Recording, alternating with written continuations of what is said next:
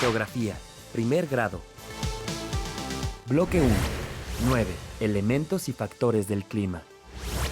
Elementos y factores del clima. ¡Hola! Tlali y yo preparamos maletas para el próximo Congreso de Geografía. Hagamos contacto con el Centro de Comando Geográfico.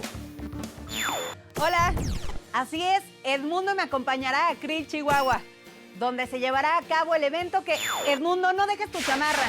El Congreso es muy importante para los geógrafos Tlali, porque... ¿por qué debería llevar una chamarra a Chihuahua? Es verano, hace mucho calor.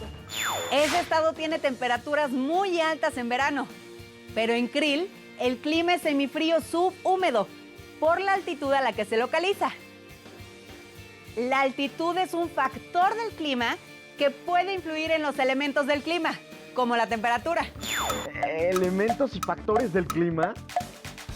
¿Tienes tiempo para explicarnos a qué te refieres con eso y cuáles son? Claro, vamos a ver esta infografía.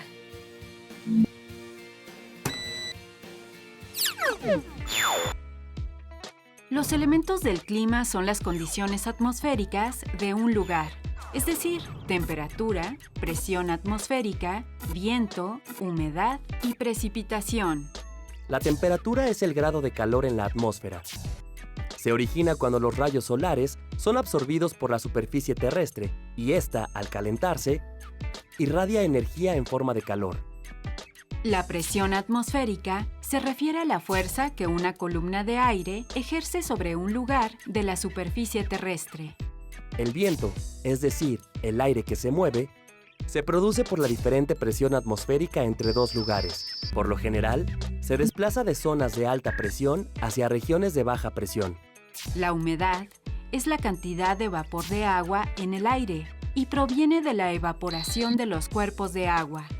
El último elemento, la precipitación, se refiere a la cantidad de agua que cae sobre una región en forma de lluvia, nieve o granizo, según la temperatura.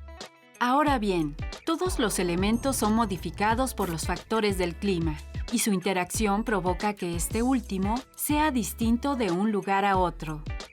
Los factores del clima son latitud, altitud, relieve, vegetación, continentalidad y corrientes marinas.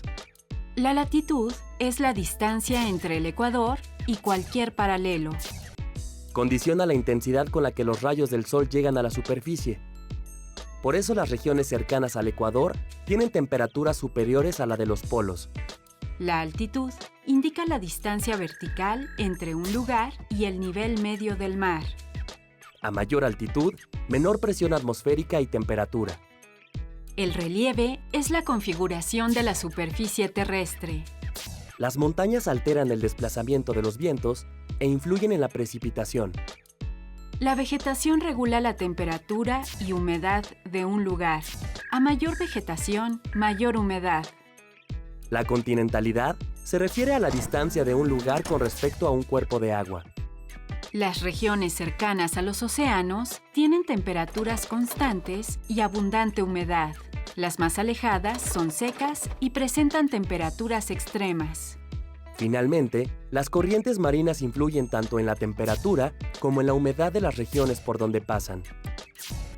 Las corrientes cálidas aumentan la temperatura de las zonas costeras localizadas en regiones frías. Además, traen consigo humedad.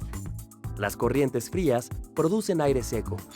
En conclusión, Krill tiene un clima semifrío subhúmedo porque el factor de la altitud, que es de 2.346 metros sobre el nivel del mar, hace descender la temperatura y la presión atmosférica. Además, su relieve, que forma parte de la Sierra Madre Occidental, no solo influye en la humedad, también lo hace en las precipitaciones. Cae lluvia en verano, nieve en invierno. Exacto, Edmundo. Gracias, Tlali. Nos vemos en el camino.